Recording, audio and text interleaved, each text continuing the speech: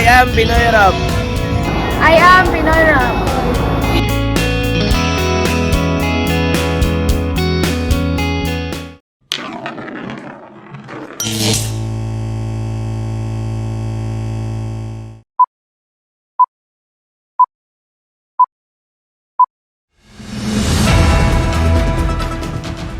For the headlines, weather forecast.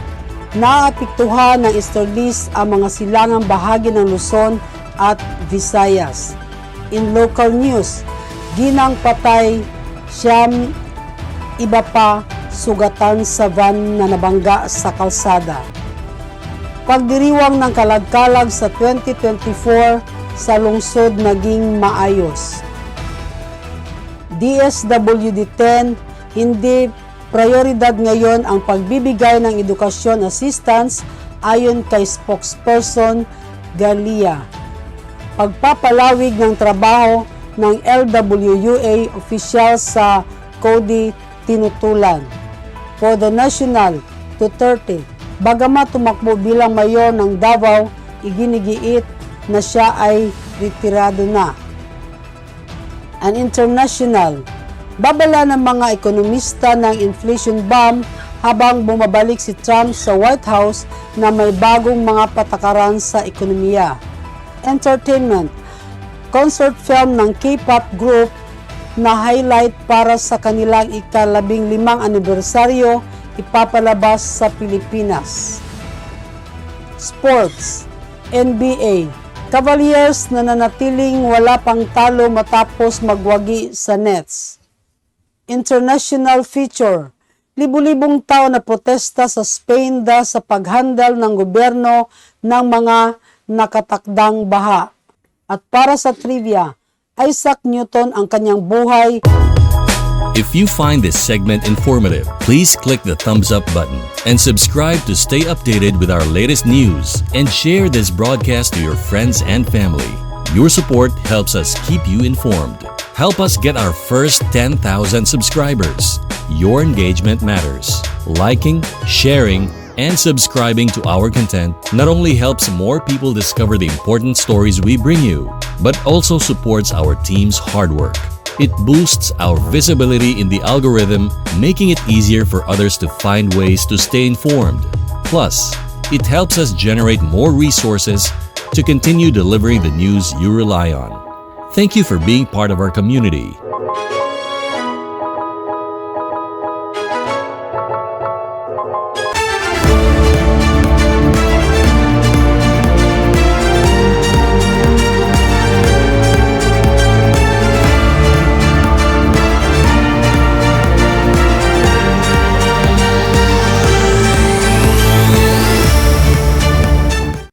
Good morning Philippines, magandang umaga Luzon at maayong adlaw Visayas ug Mindanao. Ngayon ay Huwebes, Nobyembre 14, 2024. Ako ang inyong tagapagbalita, Tina Gomez Gallego.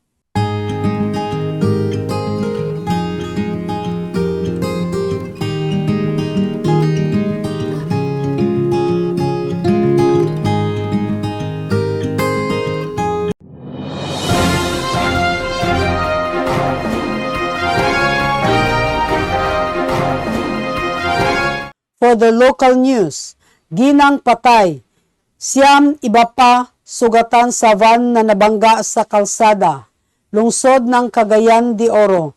Maaring humarap sa kasong kriminal ang driver ng isang passenger van kung walang makakamit na kasunduang pagkakasunduan sa pagitan ng pamilya ng namatay na pasahero at siyam na iba pang nasugatan sa ibang malagim na aksidente sa Barangay Imbatog, Baungon, Bukidnon.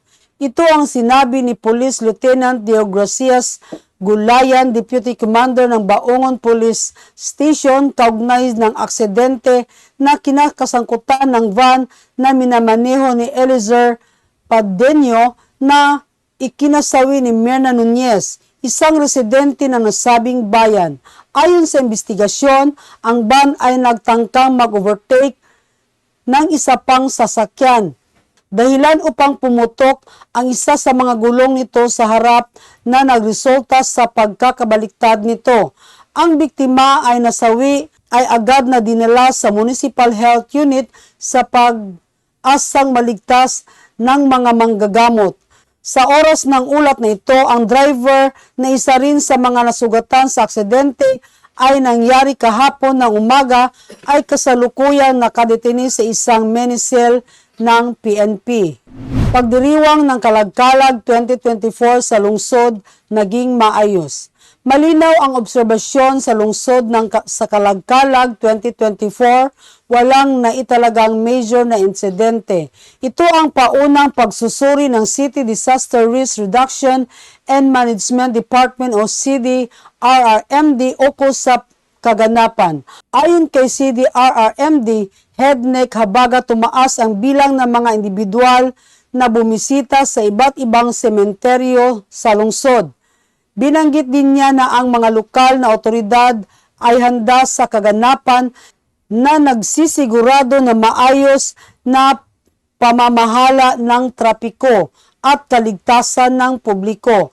Ang mga volunteer at mga emergency responder ay ipinakalat sa mga pangunahing lugar upang tumulong sakaling kakailanganin. Ngunit hindi naman naging kinakailangan ang mga volunteer at mga emergency responder ay ipinakalat sa mga pangunahing lugar upang tumulong sakaling kailanganin. Ngunit hindi naman naging kinakailangan at ang kanilang mga serbisyo.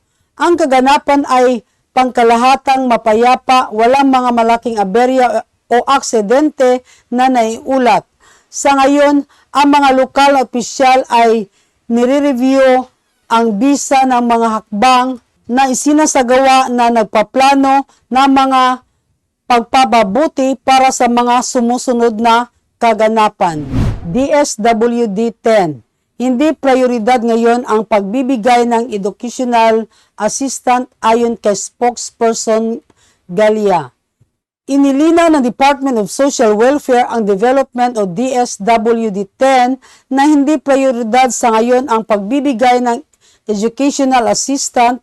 Ito ang sinabi ni DSWD-10 spokesperson Rochelle Galia matapos magtungo ang halos 30 ka-estudyante sa kanilang opisina upang humingi ng nasabing tulong. Ayon sa mga estudyante, nakatanggap sila ng maling impormasyon mula sa kanilang mga kaklase, mga kapitbahay at mga post sa social media. Ipinaliwanag ni Galia na ang departamento ay kasalukuyang nakatuon sa mga sitwasyong nangangailangan ng hindi beripikadong impormasyon at pagtuon. Inihimok din niya ang publiko na huwag magpakalat ng hindi beripikadong impormasyon at magtuon sa pagtulong sa mga tunay na nangangailangan ng komunidad. Tiniyak ng DSWD-10 na sa sandaling magkaroon ng pondo, ipagpapatuloy nila ang pagsuporta sa mga kahilingan para sa edukasyon. Ngunit sa ngayon, ang mga pangangailangan may kinalaman sa kalusugan at emerhensya ang may prioridad. Ang departamento ay nakikipagtulungan sa mga lokal na pamahalaan upang matiyak na ang tulong ay makarating sa mga nangangailangan. Pagpapalawig ng trabaho ng LWUA officials sa Cody tinutulan. Cagayan de Oro City, Pilipinas.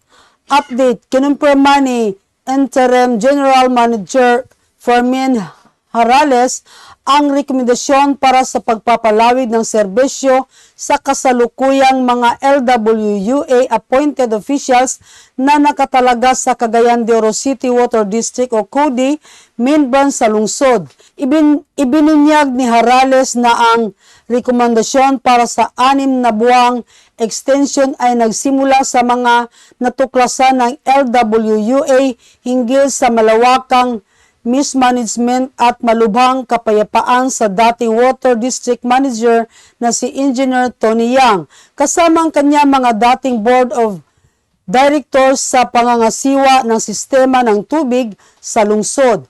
Kasama rito ang mga hindi natutugunang isyu tulad ng maruming tubig sa Barangay Lapasan, Corrales Avenue, pati na rin sa mabagal o walang supply ng tubig sa kanlurang bahagi ng lungsod. Bukod pa rito, natuklasan din sa investigasyon ng LWUA ang mga depektibong financial inventories at iba pang issues sa pinansyal na dulot ng mga dating opisyal ng Water District ng lungsod.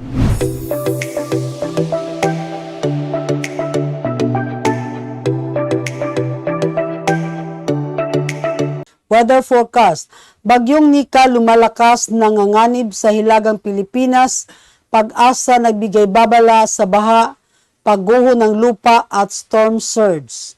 Ang Bagyong Nika, international na pangalang Torahe, ay patuloy na gumagalaw patungong kanluran, hilagang kanluran sa Cordillera Administrative Region na may bilis na 25 km per hour. Ang kasalukuyang lakas ng hangin ay 120 km per hour at may mga bugso ng hangin na umaabot hanggang 200 km per hour. Inaasang lalakas pa ito bago maglandfall at ang mga projections ay nagsasabi na maaring tumama ito sa hilagang bahagi ng Pilipinas, partikular sa rehiyon ng Isabela o hilagang Aurora. Habang papalapit ang bagyo, nagdudulot ito ng matinding kondisyon ng panahon, kabilang ang malakas na ulan, matinding hangin at storm surge. Nagbigay na ng mga babala ang Philippine Atmospheric, Geophysical and Astronomical Services Administration o PAGASA para sa mga apektadong lugar tulad ng Ilocos Norte, Ilocos Sur at Babuyan Islands, kung saan may posibilidad na pagbaha at pagguho ng lupa. Ang malakas na hangin ay inasahang makakaapekto rin sa mga baybaying dagat at mga kabundukan. Kaya't pinagpayuhan ang mga publiko na manatiling alerto at maghanda para sa mga posibleng evacuation. Patuloy na binabantayan ng PAGASA ang bagyo at magbibigay ng karagdagang updates habang umuusad ang sitwasyon. Mangyaring mag-monitor ng mga advisories sa panahon upang matiyak ang kaligtasan.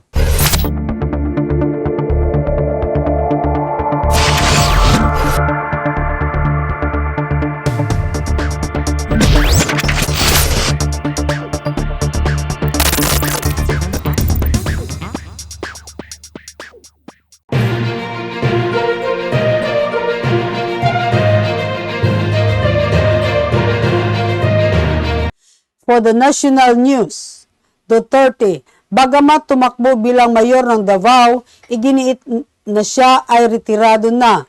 Pinahayag ni dating Pangulo Rodrigo Duterte ang kanyang pagsuporta kay Carlo Nograles, ang dating kalihim ng kabinete at tagapangulo ng Civil Service Commission, tumakbo bilang alkalde ng Davao City sa halalan ng 2025. Ayon kay Duterte, binigyan din niya ang matinding kompetisyon sa pagitan nilang dalawa bilang mga prominenteng politikal na personalidad. Si Nograles na nagsilbi bilang kinatawan ng unang distrito ng Davao mula 2010 hanggang 2019 ay nagbitiw sa kanyang posisyon sa CSC upang sa pag-focus sa pamamahala sa lokal na gobyerno na palakas ng kanyang kalihim na pagko-commitments sa Davao City. Ang labanan para sa pagkaalkalde ay inaasahang magiging matindi dahil si Duterte ay nagsumiti rin ang kanyang kandidatura para sa pagkaalkalde kasama ang kanyang anak na si Paulo Pulong Duterte. Ipinahayag ni Duterte na may matinding suporta mula sa publiko at nakatuon sa pagtugon sa mga isyu tulad ng droga at krimen kung sakaling siya ay muling mapaupo bilang alkalde.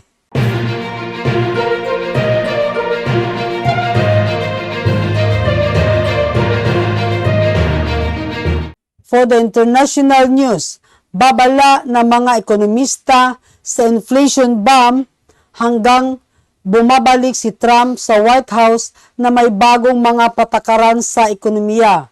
Sa international na balita, nag-alala si dating kalihim sa paggawa Robert Reich tungkol sa mga pulisiya ni dating Pangulong Donald Trump na maaring magdulot ng malubhang epekto sa ekonomiya ng Estados Unidos. Ayon kay Reich, suportado ng 16 na Nobel Prize-winning na ekonomista ang mga pulisiya ni Trump tulad ng mataas na taripa sa mga produktong Chino, suporta sa corporate mergers at pagbawas sa mga inisyatibo para sa malinis na enerhiya ay maaring magdulot ng pagtaas ng presyo para sa mga mamimili at magpataas ng gastos sa enerhiya. Ipinagdiinan din ni Reich na ang plano ni Trump na pababain ang halaga ng dolyar at pag-deport ng mga walang dokumentong manggagawa ay maaring magdulot ng kaguluhan sa isang o ilang industriya na magpapataas sa presyo ng mga pangunahing pangangailangan. Habang ang mga isyong ito ay pinag-aralan pa, inanunsyo ni Trump na ang kanyang tagumpay sa 2024 presidential race na may 312 electoral votes laban sa 226 na nakuha ni Kamala Harris.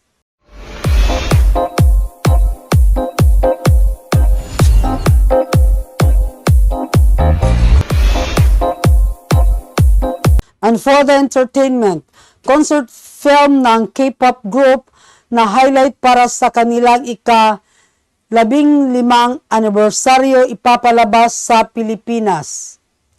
Ang highlight ang nagdiriwang ng kanilang ika-11 anibersaryo sa pamamagitan ng isang espesyal na pelikula tungkol sa kanilang konsyerto highlights Light Go On Again. Maaring mapanood ng mga tagahanga sa Pilipinas ang pelikulang ito mula Nobyembre 22 hanggang 24 sa SM Cinema. Ang konsyertong orihinal na ginanap sa Seoul noong Oktubre 16, 2024 ay nagtatampok ng mga iconic na pagtatanghal ng mga hit songs ng grupo tulad ng Please, Don't Be Sad, Shock at Fiction, pati na rin ang mga personal na kwento mula sa mga miyembro. Ang karanasang ito ay nagdadala ng hindi malilimutang paglalakbay ng highlight sa malaking screen. Nagbibigay pagkakataon sa mga tagahanga na muling maranasan ang enerhiya ng konsyerto at makuha ang kakaibang koneksyon sa 15 taon na tagumpay ng banda. Kasama ng pelikula ang mga eksklusibong footage sa konsyerto, pati na rin ang mga mensahe mula sa mga miyembro na unang pagkakataon na ibabahagi. Para sa mga tagahanga, isang espesyal na pagkakataon ito upang maging bahagi ng anibersaryong ito ng highlight at masaksihan ang isang pelikulang magpapaalala sa kanilang pamana sa musika.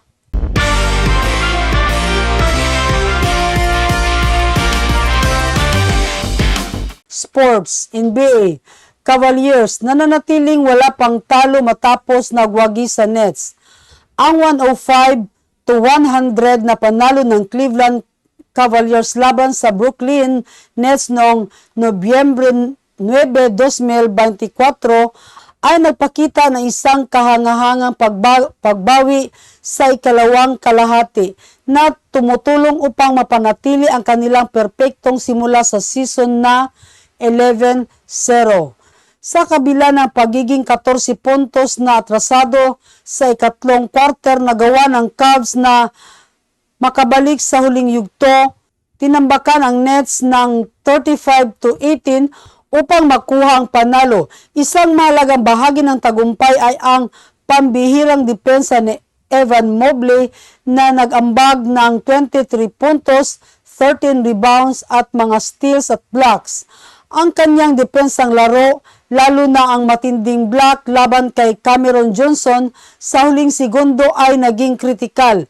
Ipinakita rin ng koponan ang kanilang perpektong simula sa season habang inasahan nila Ang tagumpay na ito ay nagpapatuloy sa kanilang perpektong simula sa season habang inasahan nila na mapanatili ang kanilang makasaysayang simula.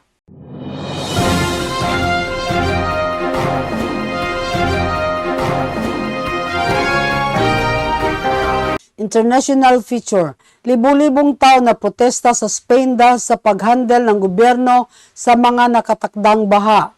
Libu-libong tao ang nagprotesta sa pagtipon sa kalye ng Valencia noong Nobyembre 9, 2024 upang ipahayag ang kanilang galit na hindi tamang paghandle ng mga otoridad sa mga matinding pagbaha na tumama sa rehiyon na ikinasawi ng mahigit 200 katao at nagdulot ng malawakang pinsala. Ayon sa mga lokal na otoridad, umabot sa 130,000 ang bilang ng mga protesta na ipinamulat ng pagka-disappoint sa mabagal na pagtugon at hindi sapat na mga hakbang sa rehabilitasyon. Ang mga naprotesta karamihan ay sumisigaw ng murderers at may mga placard na tumutuligsa sa regional na presidente ng Valencia at kay punong ministro Pedro Sanchez na nagbigay ng kanilang mga opinyon sa buong Espanya. Bukod sa mga naprotesta sa Valencia, tinarget din ng punong ministro at si Haring Felipe VI sa kanilang pagbisita sa pinakaapektadong bayan sa Paiporta. Ang mga lokal ay matinding bumatikos sa kanila. May ilan pang nagbato ng putik at bote at inakusahan silang hindi agad kumilos upang tugunan ang kalamidad. Pinagputol ang royal ng pagbisita at tinamaan ang motorcade ni Sanchez sa isang marahas na mud na nagdulot ng tensyon sa pagitan ng mga lokal at pambansang otoridad hinggil sa pamamahala ng kalamidad. Ang mga epekto ng pagbaha ay nagdulot ng malalim na hindi pagkakasunduan at marami sa mga residente ang nagpahayag ng kanilang discontent sa kakulangan ng tamang babala at mabagal na pagkilos ng mga recovery teams. Bilang tugon, pinabilis ng gobyerno ng Espanya ang kanilang mga hakbang. Nagpadala ng libu-libong sundalo at mga pulis upang tumulong sa rehabilitasyon.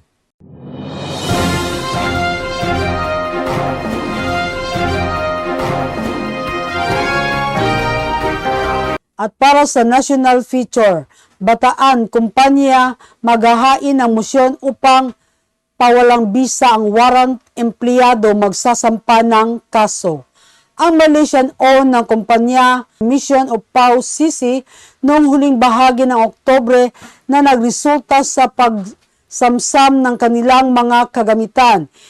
Hinihinala ng kumpanya na hindi pag-i-issue ang tamang mga lisensya pati na rin ang mga paratang na pagkakasangkot sa human trafficking at pagiging isang hindi lisensyadong Philippine Offshore Gaming Operator o POGO. Bilang tugon, inihayag ng legal counsel ng kumpanya ni Jas pinaigting na pagsusuri sa industriya ng POGO sa Pilipinas nang sugal na may mga posibleng koneksyon sa human trafficking at iba pang mga krimen.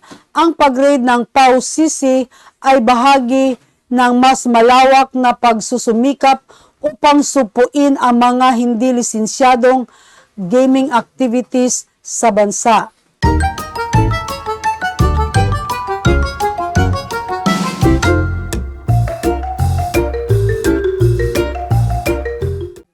At para sa trivia, Isaac Newton, ang kanyang buhay, higit pa sa pagtuklas na batas ng gravity, si Sir Isaac Newton ay naglatag din ng mga fundamental na prinsipyo sa iba't ibang larangan. Sa optics, ipinapakita niya ang puting liwanag ay binubuo ng isang spectrum ng mga kulay.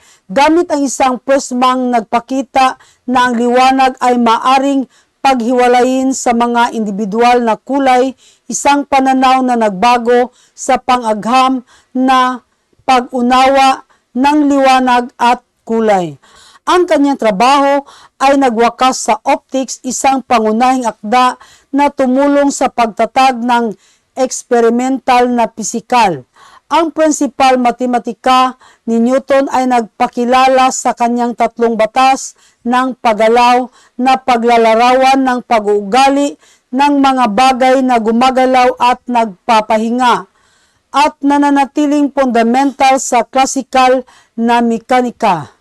Bukod pa rito, nakapag-develop siya ng calculus ng isang sangay ng matematika na mahalaga sa pagmodelo ng tuloy-tuloy na pagbabago na nagbukas na mga bagong landas sa pisika at enerhiya. Ang sistematikong ebidensyang base na pamamaraan ni Newton sa agham ay naging revolusyonaryo, tumulong sa pagtatag ng modernong agham at nakaapekto sa lahat mula sa astronomiya habang sa makabagong enerhiya. Ang kanyang mga kontribusyon ay bumuo ng pundasyon ng karamihan sa klasikal na agham na nakakaapekto sa pag-iisip pang-agham sa loob ng mga siglo. At iyon ang nakuha namin impormasyon mula dito at sa labas ng bansa. Patuloy po tayo makinig at manood ng Pinoy Rob News on YouTube. Hanggang sa muli at maraming salamat.